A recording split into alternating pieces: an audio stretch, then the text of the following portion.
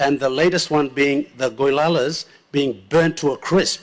So can the good Prime Minister directly and expressly respond by stating whether the Goilalas, the people of Goilala, are safe to come to... We have so many deaths happening right throughout the country under the administration of the current minister and the current police commissioner and the administration of the police force. Can you confirm or deny that this country is very safe, or this city, Port Moresby, is safe for our people, and especially Goilala people? I'm afraid standing here. I can't represent my people well in their house here. Where did the police go at that time? At a material time the incident took place. Have they resigned, or suddenly they woke up that morning? And I want to say to the Goilalas, as much as to the rest of the country, this is your country, this is your city. You should feel safe in your own city, and your conduct likewise. Police is working. I want to give assurance to the member and to the House. Police is working.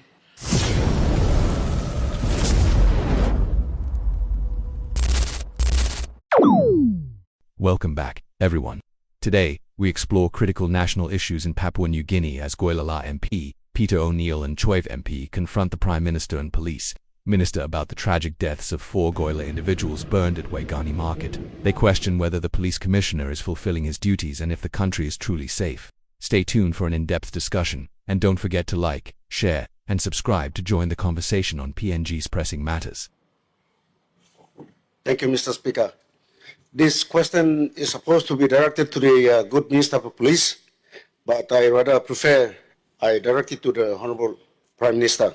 Prime Minister, I stand here, I rise in my people's chair with a heavy heart, and while we approach the eve of 50th Golden Jubilee, I want to give a background before I ask a couple of questions. Acting Speaker, the tribe, the class of people that I represent seems to be a marginalized group and a separated and segregated group of people. This city, Port Moresby, is a home to people from the Central Province and Gulf people. They come conduct business here.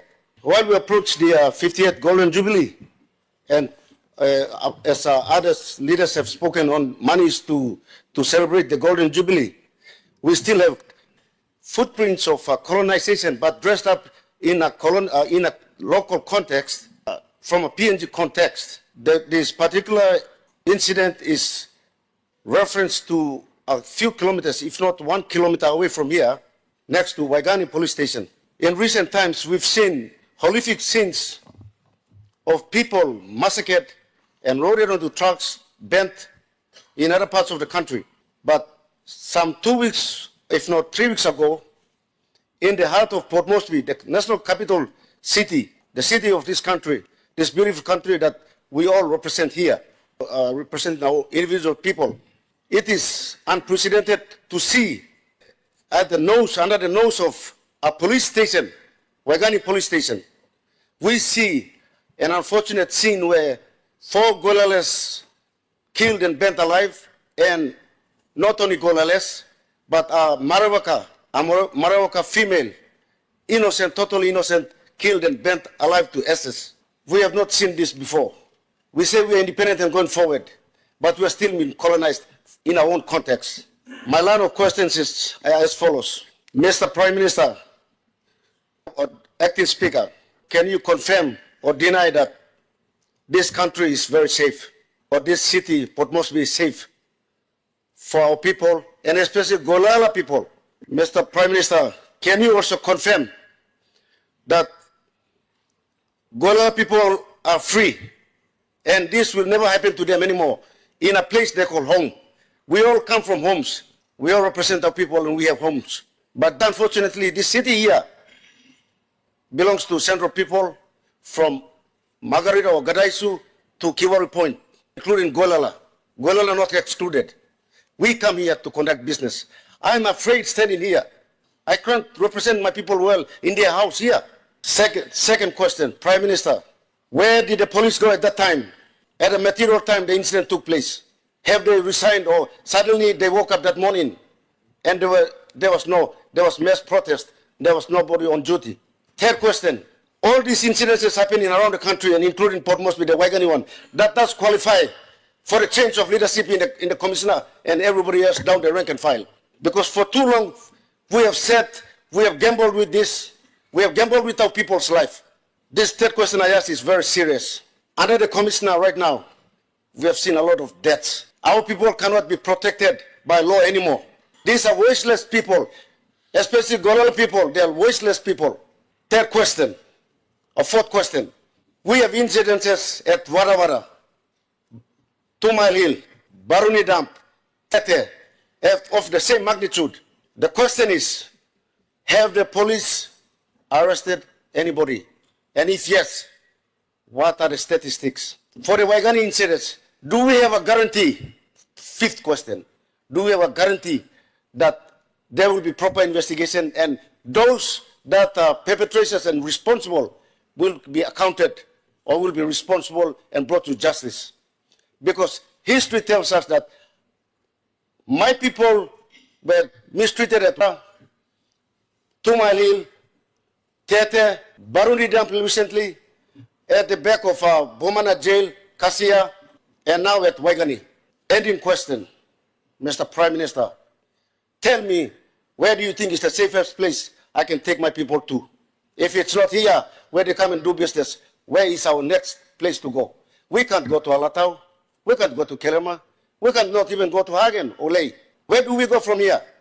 Thank you, Mr. Acting Speaker, for giving the opportunity to hear the voice of the voiceless on the people in the people's house at this eve of 50th golden anniversary, which also give us whether we join the celebrations or not. Thank you, Prime Minister. Or thank you, Acting Speaker. The Honourable Prime Minister. All right, I want to thank the member for Goilala for asking 6 questions. That is very important, and whilst Goilala people may have been the focus of this question, but the question is quite generic, and it applies to the safety of all of us right across this country and also our nation's capital. I want to firstly put from the outset, we'd like a big thank you to much Lord people of Goilala. They were part of the early construct of the city. They were mobilized by the pre-independent administration of manpower and labor that came into Port Moresby City to build the city to what it is today. So to the people of Goilala far and wide, including those who have been wait up at Tapini, Gueri, villages up there, and to those who reside in our nation's capital, I want to say thank you very much for your hand in the way our country has come. And we've seen Goilala people rising up to be top-class geologists, top-class economists. One of them, our sister, sitting as a regional member and governor for Central on the other side. They become, yourself, member Goilala, you were a good policeman. Rose to the rank of senior inspector, if I'm not wrong, before you decide to pursue this career and this work as a member of parliament. So Goilala is not to be discriminated. We don't have classes of people in our country. All of us, by the grace of God, are a creation of God made equal at the foot of the cross. All of us are equal. There is no better group of people and lesser group of people.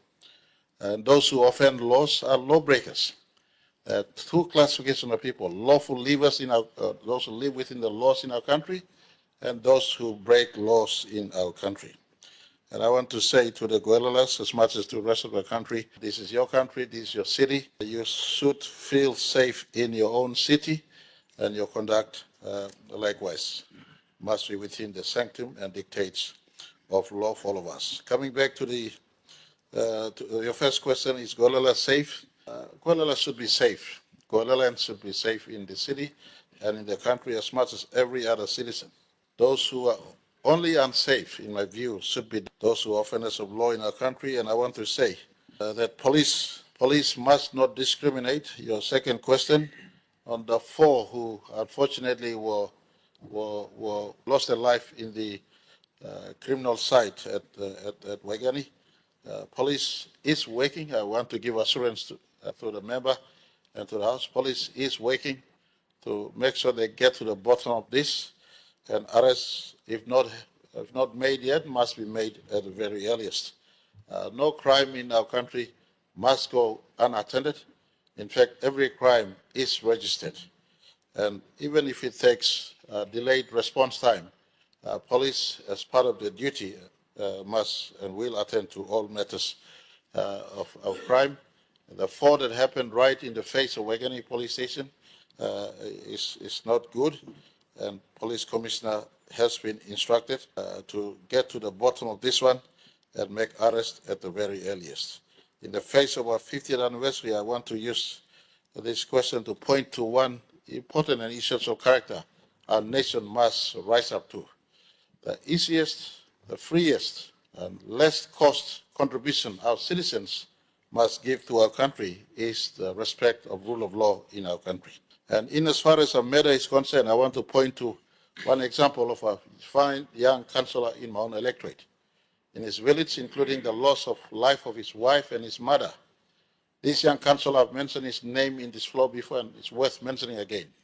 Councillor Oli Urupu of Karida village never resorted to pay back trouble fight violence that is predominantly known as a recourse and response by tribes. He lost his own, yet he said, I will report the matter, and 4 years on, some arrests have been made, and continued arrest and work is happening as we speak up there in the mountains of the land of Hulis. And I want to say this is a good example to the rest of us. When the first murder ever took place on planet Earth, when son of Adam and Eve, Cain, murdered Abel, God's response was not to murder Cain and gave Cain punishment. Tooth, eye for an eye is not the rightful manner in which we must respond. As painful as it may be, as delayed as police may seem to do their work, people are asked, if a matter takes place, don't repay with a matter. Report a matter to police. Police must then get to work at the very earliest. When you do recompense or react with another matter, you're bringing the case to yourself. I want to ask our people in the face of our nation's 50th, don't pay back, allow police to get to work. But in this instance, when the 4 or 5 were murdered in response to an assumed or perpetration of crime earlier, police is now getting to work in this. In that area, there was one innocent bystander, a young daughter from Medi, a university graduate who also lost life in a response by police around the place. The police officers concerned are right now under investigation as we speak. I want to say over 500 police officers throughout our country for everyday recklessness or discipline offenses have been suspended or removed from the police force as we also work to restore young recruits into our police force. So these are part of the work that is ongoing to reconstruct. I must admit that police response time is slow to my dissatisfaction, but this is the capacity constraint we are faced with, but they will still get to attend to all matters. Let's not respond for a crime, for an offense, for a matter. I want to appeal to our people. Put under restraint, report a first instance of break of law to the police, and we leave it to the police and we hold police to account for the response time. I want to say to the victims at Wagani market area, I do sincerely apologize. Police is attending to the matter that took place in Wagani, and we will get the police minister to report back to this house on the status of the police operations in investigation and reporting back. I want to also... Honorable Prime Minister, we have a point of order. Mr. Speaker, although we appreciate that safety is all citizens' concerns and the Prime Minister is responding to that, the Honourable Member for Goilala asked a specific question about his people and a chain of events and a series of clear atrocities that happened throughout the city, and the latest one being the Goilalas being burnt to a crisp. So can the good Prime Minister directly and expressly respond by stating whether the Goilalas, the people of Goilala, are safe to come into the city and conduct their business or not? Thank you, Acting Speaker. The Honorable Opposition Leader, I think the Prime Minister made mention on the safety of Goilala people, so I'll allow the Prime Minister to complete this reply. Prime Minister. Thank you, Mr. Deputy Speaker. I want to say Goilalas, like anyone, are safe in our city. However, like everyone else exposed to the atrocity and the lawlessness that is in our city and elsewhere, they tend to be exposed. But let me confirm, there is no discrimination targeted to Goilala per se, or anyone for that matter. Everyone is exposed to the same ruthlessness of lawlessness that sometimes emerge in the midst of our city. Police in our city have capacity issues too. Today you look at a city of over 1 million people with everyday migration in our city. That is why we are opening our country by roads. Before September this year, I should drive over to Leh from Port Moresby. And if that takes place, that is not only to hold back or bring in people into the city. You look at the city of Leh, they've lived with Highlands Highway and Medak Highway for the last 60 years. Leh City is not flooded with people to take up permanent residence in Leh. So Port Moresbyans, or nation's capital, or even surrounding provinces, Gulf, Central, should not, and we will study and work on stopping people from settling in land that is not theirs, and we've studied in these spaces so that we know who's coming in and out. And the road that we're constructing should take back out of this city. We have a class of Papua New Guineans who have emerged, who are now landless, who live in our city, who are second, third, not second, I beg your pardon, who are third generation. You go to Kagure, you go to other pockets of our city, you have fourth generation Papua New Guineans. Some from Goilala, some from Tari, some from other parts of our country have come in the 60s and 50s, who are still stuck here because they cannot get out. This road should get people who need to go back to their places to go back. And I point to people in our cities.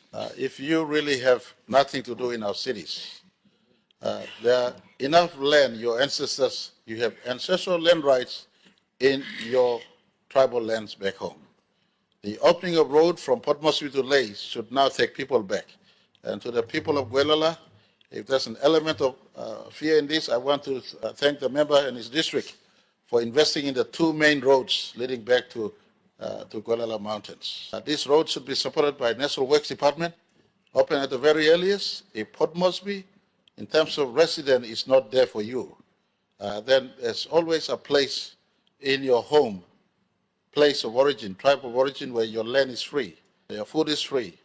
We work with partnership with all the districts. I'll start with Tari and everyone else, the fourth, fifth generation people from Tari who are in the city.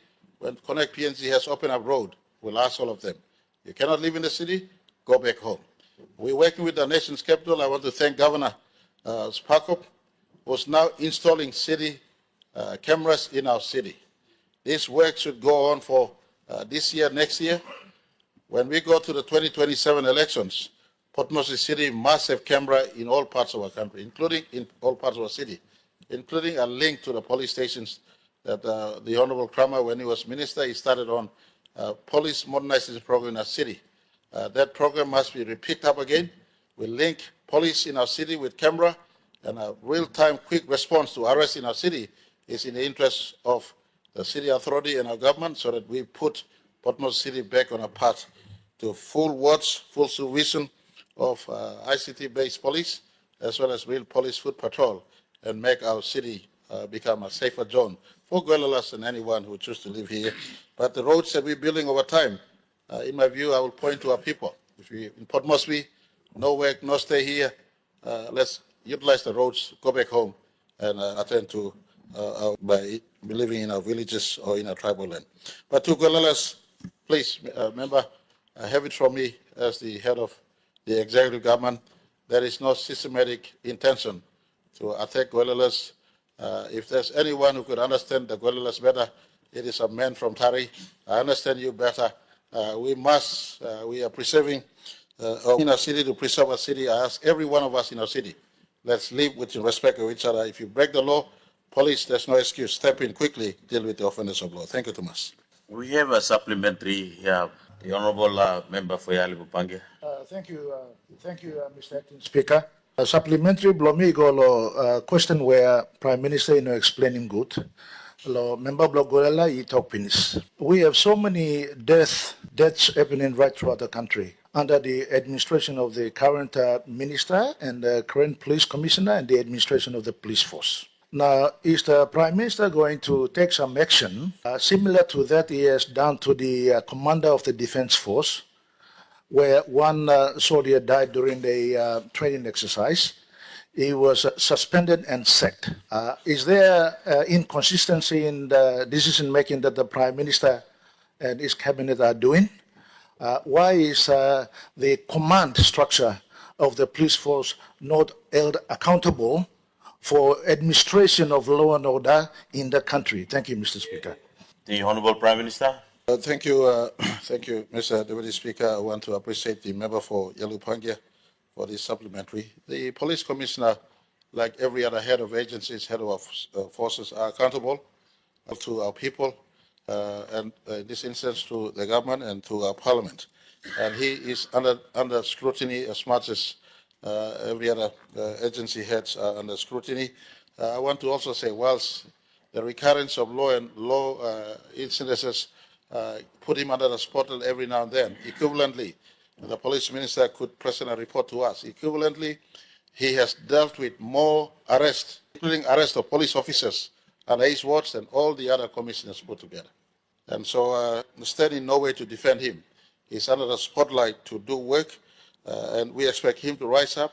A full report on his performance, if it is warranted, to this House, can be given to this House. So we understand fully the context of his work, the challenge we have. The last 2 years, we've now bumped up resourcing to police. And so, same time, more arrests has been made. For instance, the policeman who could have pulled the trigger in the unfortunate loss of that young daughter in Wageni Market is now behind bars, so to speak. So work and respond. And as I said earlier, some response time may have been slow, but certainly all crimes have been reported upon. Response has been made. I want to say that if this parliament deserves a full report on the work of the police commissioner, then the police minister will be asked to present a full report under his administration, what has taken place, a report on all investigations that has been running, all arrests that has been made, and Parliament could be satisfied to what is happening out there. But we don't intend to keep Commissioner at work if he's not delivering. Right now, to my understanding, all attention to law and order sector that is happening in the country has been responded. Work is taking place. I'll get the police minister to report back to this House fully to the satisfaction of the member for Yalupangia if he so sees fit.